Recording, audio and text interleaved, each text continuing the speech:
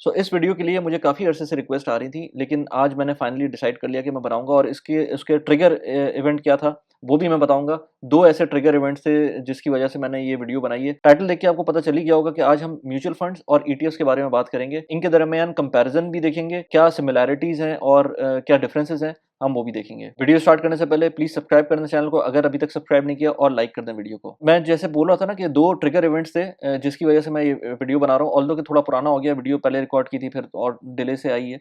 लेकिन बात ये है कि 2 चीज़ें थी। मीज़ान बैंक का जो ईटीएफ है, उसने अपने आप को बैलेंस किया है। 1 जनवरी 31 दिसंबर 2021 को उन्होंने नोटिफ़िकेशन की थी और आई थिंक रीबैलेंस हो गया है। मैं आपको अभी दिखाता भी हूँ उसको उसकी क्या नोटिफ़िकेशन थी। एक तो वो और दूसरा ये कि 2 नए ईटीएफ्स लॉन्च हो रहे हैं इस वक़्त पाकिस्तान के अंदर। एक अल्फला कंज्यूमर इंडेक्स है और दूसरा जेएस मोमेंटम फैक्टर ईटीएफ है। इनकी क्या कॉन्स्टिट्यूएंट्स होंगे वो तो अभी हमें नहीं पता। वो प्रोबेबली जब तक ये वीडियो आएगी तो हो सकता है रिलीज़ हो जाएँ। वो इतनी बड़ी चीज़ नहीं है, वो आप कहीं इनकी वेबसाइट पे जाके देख सकते हैं, उसका लिंक मैं लगा देता हूँ। दूसरा ये कि इसके अंदर आपको आपका क्या नैव होगा वो भी उसी वक़्त पता चलेगा ये भी जब ये लिस्ट होंगे स्टॉक एक्सचेंज के ऊपर। लेकिन अच्छी बात ये है कि ईटीएफ ऐड हो रहे हैं, इससे पहले के भी ईटीएफ हैं, लेकिन जो सबसे पसंदीदा ईटीएफ है इन्वेस्टर्स का वो मीज़ान बैंक का है। हम इन टॉपिक्स पे बात करेंगे। अभी मैं आपको बताऊँ कि generally ETFs and mutual fund के अंदर क्या सिमिलैरिटीज़ हैं। हम अगर उस पे बात करें तो बेसिकली आप ये समझ लें कि स्टॉक दोनों चीज़ें स्टॉक मार्केट से लिंक्ड होती हैं। ईटीएफ तो प्योरली स्टॉक मार्केट से लिंक्ड होता है, ये लिस्टेड भी होता है स्टॉक एक्सचेंज के ऊपर, इसकी जो ट्रेडिंग होती है वो भी स्टॉक एक्सचेंज के ऊपर होती है। म्यूचुअल फंड भी स्टॉक एक्सचेंज से लिंक्ड होता है, लेकिन इसकी कुछ चीज़ें ऐसी भी होती हैं जो मनी मार्केट से लिंक्ड होती हैं और डायरेक्टली इन्फ्लुएंस नहीं होती हैं स्टॉक मार्केट का। लेकिन मेजॉरिटी ऑफ द टाइम दोनों स्टॉक मार्केट से पे काफ़ी ज़्यादा डिपेंडेंट होते हैं। दोनों के केसेस में आपको फीस पे करनी होती है, एक में ज़्यादा करनी होती है, एक में कम करनी पड़ती है। ईटीएफ के केस में आपको थोड़ी-सी कम फीस पे करनी पड़ती है। इसी तरह दोनों ही रिस्की एसेट्स हैं। अगर आपने शॉर्ट टर्म के लिए करना है तो शॉर्ट टर्म के लिए रिकमेंडेड नहीं है, दोनों ही शॉर्ट टर्म के लिए रिकमेंडेड नहीं है। म्यूचुअल फंड के अंदर ये इक्विटी वाला पार्ट है, जो मनी मार्केट और डेट फंड्स होते हैं, उनके म्यूचुअल फंड्स अलग होते हैं, हम उसकी बात नहीं कर रहे। हम प्योरली जो स्टॉक मार्केट से रिलेटेड म्यूचुअल फंड्स हैं, हम उसकी बात कर रहे हैं। इसके अलावा दोनों ही को प्रोफेशनल्स मैनेज कर रहे होते हैं, एक को थोड़ा-सा कम मैनेजमेंट चाहिए होती है और दूसरे को ज़्यादा चाहिए होती है। तो अब हम बात करें, जैसे मैंने कहा था ना कि मीज़ान ने अपनी जो जो ईटीएफ है उसको रीबैलेंस किया, उसका मतलब क्या होता है और क्या नोटिफ़िकेशन थी, हम उसको देखते हैं। तो मेरे सामने ये इनकी नोटिफ़िकेशन खुली हुई है, ये डेटा पोर्टल के ऊपर आपको मिल जाएगा डीपीएस पीएसएक्स अगर आप गूगल पे सर्च करेंगे, मैं इसका लिंक भी लगा दूँगा। लेकिन इसका इसका जो गूगल पे सर्च कर लें कि आप जो पाकिस्तान स्टॉक एक्सचेंज की जो अनाउंसमेंट्स हैं, उसका पेज आपको मिल जाएगा, उसके अंदर इस तरह की नोटिफ़िकेशंस होते हैं।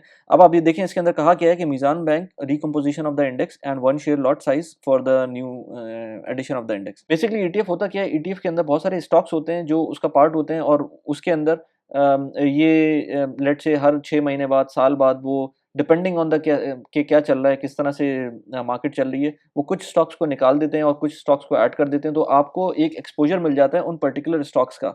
मैं अभी आपको ये भी दिखाऊँगा कि जो मीज़ान का जो ईटीएफ है उसका उसका क्या-क्या कॉन्स्टिट्यूएंट्स हैं, कौन-कौन से स्टॉक्स वो होल्ड करता है। अभी सिर्फ़ हम नोटिफ़िकेशन देखते हैं तो नोटिफ़िकेशन के अंदर ये है कि विद इफेक्ट फ्रॉम 3 जनवरी 2022 एवेंसियन लिमिटेड है, ये बेसिकली एक टेक्नोलॉजी कंपनी है, ये इन्होंने ऐड कर दी है। और जो आउटगोइंग कंपनी है वो सरल कंपनी लिमिटेड है, ये फार्मास्यूटिकल की कंपनी है जो उन्होंने अपने ईटीएफ से निकाली है। अब क्यों निकाली है ये तो मैंने इसको डिटेल में स्टडी नहीं किया, लेकिन मैंने जस्ट ये नोटिफ़िकेशन देखी तो मैंने कहा आपको थोड़ा-सा ईटीएफ्स के बारे में भी बता दूँ। और जो ये नोटिफ़िकेशंस होती हैं ये एवरी 6 मंथ्स और 1 ईयर ये निकलती हैं फॉर द ईटीएफ्स, डिपेंडिंग कि उनको क्या लग रहा है किसी स्टॉक के बारे में, वो समझते हैं कि हो सकता है ये सरल का कोई फंडामेंटली कोई प्रॉब्लम हो तो उन्होंने निकाल दी हो। एवेंसियन का मुझे पता है कि ये अच्छी एक टेक्नोलॉजी कंपनी है जो बहुत मेजर प्रोजेक्ट्स कर रही है, बाहर भी, पाकिस्तान के अंदर भी, तो इसका स्टॉक भी अच्छा चल रहा है। ये तो एक हो गया ना। मैं आपको दिखाता हूँ कि मीज़ान का जो फंड जो बेसिकली ईटीएफ है वो किस तरह से होल्ड कर रहा है इस वक़्त।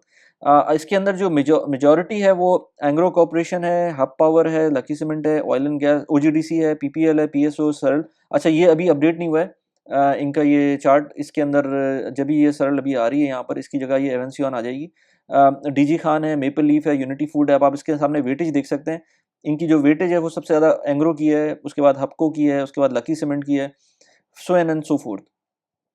यहाँ पर सेक्टर्स भी आपको नज़र आ रहे हैं, किस सेक्टर में कितना इन्होंने इन्वेस्ट किया हुआ है। यहाँ पर इसका पाई चार्ट भी है जिसके अंदर ये दिखा रहे हैं कि किस शेयर का कितनी होल्डिंग है। ये टॉप 10 होल्डिंग यहाँ पर दिखा रहे हैं। तो ये बेसिकली ईटीएफ का मतलब ये है कि ये आपको अच्छा इस ईटीएफ का जो लास्ट डिविडेंड था वो 12.5% था। ईटीएफ की प्राइसेस भी ऊपर नीचे हो रही होती हैं। आजकल इसकी प्राइस तकरीबन कोई 9 रुपए के करीब चल रही है। तो अगर आज लेते हैं आप और आपको 12.5% का प्रॉफिट मिलता है तो आपको कुछ डेफिनेटली ये इन्फ्लेशन बीट कर रहा है इसका इसका जो ईटीएफ है, और बहुत अच्छा ईटीएफ है। अगर आपको रेगुलर इनकम चाहिए तो उसके हिसाब से ये काफ़ी अच्छा ईटीएफ है। अब हम दूसरी बात करें जो 2 स्टॉक्स अनाउंस किए हैं पीएसएक्स ने, उसके बारे में डिटेल में बाद में बात करता हूँ, अगर क्योंकि अभी उसमें क्लियर भी नहीं है चीज़ें। मैं उसका लिंक लगा दूँगा कि वो कहाँ से आपको उसकी इन्फॉर्मेशन मिल सकती है। अच्छा, म्यूचुअल फंड के ऊपर तो मैं काफ़ी वीडियोज़ बना चुका हूँ पहले, आपने देखी भी होंगी, नहीं देखी है तो मैंने डिस्क्रिप्शन में लिंक डाले मैं उसके। जो ईटीएफ है उसके बारे में मैं पहली दफ़ा बात कर रहा हूँ। अभी हम बात करते हैं ईटीएफ, जैसे मैंने बताया ना, ईटीएफ बेसिकली एक कंस्टिट्यूएंट होता है बहुत सारे स्टॉक्स का। म्यूचुअल फंड भी इसी तरह से चीज़ होती है, लेकिन हम जो डिफरेंसेस हैं म्यूचुअल फंड के और ईटीएफ्स के, हम आज उसके बारे में बात करते हैं। म्यूचुअल फंड अगर हम देखें तो म्यूचुअल फंड हम बात करेंगे इक्विटी बेस्ड, यानी कि stock market based mutual funds की। हम उनकी बात नहीं करेंगे जो जैसे लेट्स से कमोडिटीज़ के म्यूचुअल फंड होते हैं या मनी मार्केट के म्यूचुअल फंड होते हैं। हम उसकी बात इसलिए नहीं करेंगे क्योंकि उसका कंपैरिजन इसके साथ बनता नहीं है। हम बात करेंगे नॉर्मल म्यूचुअल फंड जो कि स्टॉक मार्केट से लिंक्ड होते हैं वर्सेस ईटीएफ की। इसमें देखें तो सैलरीड क्लास के लिए हम देखेंगे कि ईटीएफ्स और म्यूचुअल फंड में कंपेयर करें तो मैंने एक वीडियो बनाई थी जिसके अंदर मैंने ज़िक्र किया था कि किस तरह से आपका जो म्यूचुअल फंड है वो आपको फ़ायदा करता है, और अगर आप कपल कर लें उसको अपने पेंशन फंड के साथ, तो वो किस तरह से आपको ऑलमोस्ट कोई 40% टैक्स में फ़ायदा देता है। ईटीएस में उतना फ़ायदा नहीं मिलता, आपको टैक्स का बेनिफिट होता है लेकिन उतना ज़्यादा नहीं होता। तो आपको अगर सैलरी क्लास है तो आपके लिए म्यूचुअल फंड में ये फ़ायदा होता है। लेकिन ज़ाहिर-सी बात है ये एक फ़ायदा नहीं है, इसके अलावा और बहुत सारी चीज़ें होती हैं जो देखनी पड़ती हैं। इसके अलावा जो ईटीएफ्स हैं वो थ्रू आउट द डे, जब तक वो स्टॉक मार्केट चल रही है वो उसमें आप ट्रेड कर सकते हैं। उसका जो इंस्टेंटेनियस लेवल है वो आपको मिल सकता है। फ़र्ज़ करें मैं मीज़ान की बात करूँ तो ₹9 का है तो मैं ₹9 में खरीद सकता हूँ। ड्यूरिंग द डे अगर वो ₹8.5 का हो जाता है तो मैं ₹8.5 का खरीद सकता हूँ। लेकिन म्यूचुअल फंड के जो नैव्स होते हैं, नेट एसेट वैल्यू जो उनकी होती है, वो दिन के एंड में पता चलती है क्योंकि वो फंड मैनेजर उसको कंस्टिट्यूट कर रहे होते हैं। इसी तरह इसी वजह से जो म्यूचुअल फंड्स हैं उनकी फ़ीस ज़्यादा होती है क्योंकि जो उसके ओवरहेड्स हैं वो ज़्यादा होते हैं। उसको वो लोग वो जो फंड्स मैनेजर हैं उसको एक्टिवली मैनेज कर रहे होते हैं। ईटीएफ को रीबैलेंसिंग उसकी, जैसे मैंने आपको दिखाया कि रीबैलेंसिंग उसकी साल के शुरू में हुई थी, इसी तरह शायद 6 महीने में एक दफ़ा हो जाए। इसके अलावा ज़्यादा रीबैलेंसिंग नहीं होती उसमें, वो एक एक लिमिट के ऊपर वो चल रहे होते हैं, चाहे उसमें फ़ायदा हो चाहे नुकसान हो। तो उसके जो एक्टिव फंड मैनेजर है उसकी फ़ीस आपको नहीं लगती, जिसकी वजह से ओवरऑल कॉस्ट कम हो जाती है। पाकिस्तान में इस वक़्त अभी तकरीबन कोई 4 ईटीएफ्स मौजूद हैं जिसमें मीज़ान का ईटीएफ सबसे पॉपुलर है। अब 2 ईटीएफ्स और आ जाएँगे। मैं सोच रहा हूँ वंस ये 2 ईटीएफ आ जाए ना तो फिर इन 6 के 6 ईटीएफ्स की एक कंपैरिज़न वीडियो अलग से बनाएँगे। इसके अलावा अगर आप सिस्टमैटिक इन्वेस्टमेंट प्लान के ऊपर जाना चाहते हैं तो आपके लिए म्यूचुअल फंड ज़्यादा बेहतर है क्योंकि ईटीएफ तो आप जब स्टॉक मार्केट में अकाउंट खोल लेंगे तो आपको फिर खुद ही खरीदने पड़ेंगे। लेकिन जो म्यूचुअल फंड्स हैं उसके लिए आपको कोई एज़ सच अगर आपने एक दफ़ा एसआईपी बना लिया, हर हर महीने आप बैंक से पैसे आपने डायरेक्ट डेबिट कर दिए, तो वो हर महीने आपके पैसे कटते रहेंगे और आप कॉन्स्टेंटली हर महीने उसमें इन्वेस्ट करते रहेंगे। ईटीएफ के लिए आपको अलग से ये थोड़ा-सा काम करना पड़ेगा, अनलेस एंड अनटिल आपका ब्रोकरेज हाउस आपको ये ऑप्शन देता है कि आप उसके अंदर हर महीने का ऑर्डर लगा दें, तो अलग बात है। अदरवाइज़ आपको, लेकिन फिर भी आपको अपने पैसे उसमें डालने पड़ेंगे, ब्रोकरेज हाउस में मैनुअल ट्रांसफ़र करना पड़ेंगे पैसे, ताकि आपके अकाउंट के अंदर पैसे आएँ। लेकिन जो म्यूचुअल फंड है उसके अंदर आप एसआईपी कर सकते हैं। इसके अलावा मैं न्यूज़लेटर के अंदर कभी-कभी स्टोरीज़ पब्लिश करता हूँ। इसके अंदर मैंने एक न्यूज़लेटर में स्टोरी पब्लिश की थी लास्ट टाइम, जिसके अंदर मैंने बताया था कि मेरे दोस्त के फादर किस तरह से ट्रैप हो गए थे म्यूचुअल फंड्स के अंदर। तो इसके लिए इम्पोर्टेंट ये भी है कि आपकी एज क्या है म्यूचुअल फंड में या ईटीएफ में इन्वेस्ट करने के लिए। तो वो न्यूज़लेटर आप प्लीज़ सब्सक्राइब कर लीजिएगा, आपको लिंक डिस्क्रिप्शन में मिल जाएगा। म्यूचुअल फंड के लिए आपको बहुत सारे ऑप्शन मिल सकते हैं, हर बैंक ऑलमोस्ट हर ब्रोकरेज हाउस आपको ऑप्शन देगा म्यूचुअल फंड्स के, लेकिन ईटीएफ के ऑप्शंस कम हुए हैं पाकिस्तान के अंदर। ऑल्दो कि दुनिया में ईटीएफ्स बहुत पॉपुलर हैं, लेकिन पाकिस्तान में अब थोड़ा-सा ट्रेंड चलना शुरू हुआ है ईटीएफ्स का। तो अब कुछ बेहतर ऑप्शंस मिलना शुरू हुए हैं। 6 ईटीएफ्स आ जाएँगे अब पाकिस्तान के अंदर। इसके अलावा म्यूचुअल फंड में अनलिमिटेड ऑप्शंस हैं, आपको बहुत सारे हर तरह के म्यूचुअल फंड मिल जाएँगे, जिसके अंदर स्टॉक्स का पोर्शन भी होगा, जिसके अंदर मिक्स एंड मैच भी होगा कि स्टॉक्स भी हैं और मनी मार्केट भी है, गोल्ड भी है उसके अंदर और बहुत सारी चीज़ें हैं म्यूचुअल फंड के अंदर। तो आपको म्यूचुअल फंड के ऑप्शन मिल जाएँगे। तो अब आपको क्या करना चाहिए? हम ये बात करें कि आपको म्यूचुअल फंड में जाना चाहिए या ईटीएफ में जाना चाहिए। तो अगर मैं एक जनरल बंदे की बात करूँ जो कि नया-नया स्टार्ट कर रहा है, तो मैं कहूँगा कि वो म्यूचुअल फंड में स्टार्ट करे। पहले थोड़ा-सा समझे चीज़ों को और उसके बाद फिर वो जब, क्योंकि उसके अंदर आपको ईटीएफ के लिए आपको लाज़मी अपना ब्रोकरेज हाउस का अकाउंट खोलना पड़ेगा। ब्रोकर अकाउंट नहीं खोलेंगे जब तक आप ईटीएफ्स के अंदर इन्वेस्ट नहीं कर सकते। जो म्यूचुअल फंड है उसके अंदर डायरेक्ट इन्वेस्ट कर सकते हैं, आपको कोई ना कोई रिप्रेजेंटेटिव मिल जाएगा जो कि म्यूचुअल फंड में आपका अकाउंट खोल देगा।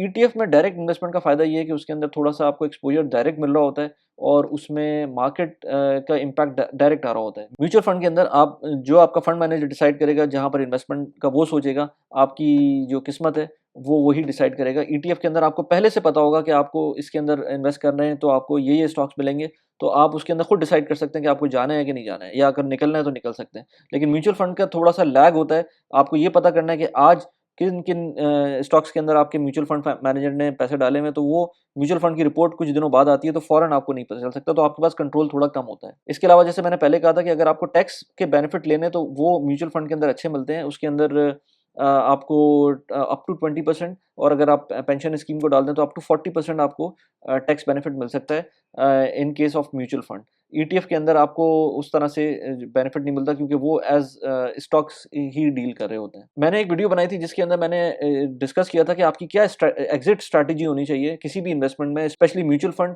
या स्टॉक मार्केट के अंदर क्या आपकी एग्ज़िट स्ट्रैटेजी होनी चाहिए। आप यहाँ पर इस वीडियो को जाके देख सकते हैं। इसके अलावा मैंने एक और वीडियो बनाई थी, अगर आप यूएई के अंदर हैं और आपको कोई 6 इन्वेस्टमेंट अपॉर्च्युनिटीज़ देखनी है बहुत आसान वाली, तो मैंने इस वीडियो के अंदर उस पे ज़िक्र किया, तो आप उस वीडियो को जाके देख सकते हैं। कैसी लगी वीडियो आप मुझे प्लीज़ बताइएगा। Thanks for watching the video. Bye bye.